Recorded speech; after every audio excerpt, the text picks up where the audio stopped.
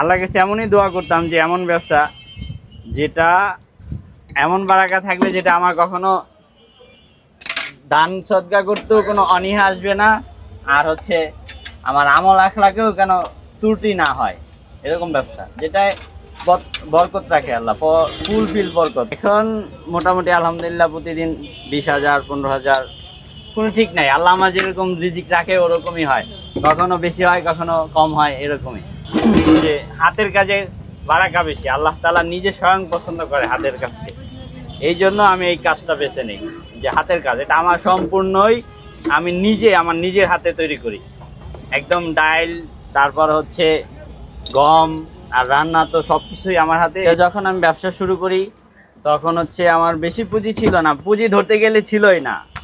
ওই আমাদের তাবলিগের সাথীরা আমাকে মানে করছে, আর হচ্ছে গাড়িটা আমি বাকিতে কিনছিলাম, মানে সম্পূর্ণই প্রায় 30-35,000 টাকার বাকি। আমি পুরো দোকানটাই তার কাছ থেকে 5,000 টাকা দিয়ে দোকানটা নিয়ে তারপর আমি শুরু করি। তো ওনাকে আস্তে আস্তে আমি টাকাটা দিয়ে দিয়েছিলাম। এই ব্যবসা নিয়ে পরিকল্পনা বলতে আমার রেস্টুরেন্ট দেওয়ার ইচ্ছা ছোটোবেলা থেকে। যখন মাদ্রাসায় পড়ি তখন থেকেই আমার ইচ্ছা যে আমি একটা রেস্টুরেন্ট দেবো, আর এখানে সব খাবার থাকবে।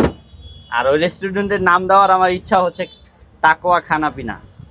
তো ওখানে সব খাবার পাবে, একদম ঝালমুড়ি থেকে শুরু করে এভরিথিং সব পাবে, মানে এরকম একটা কিছু আমার ইচ্ছা।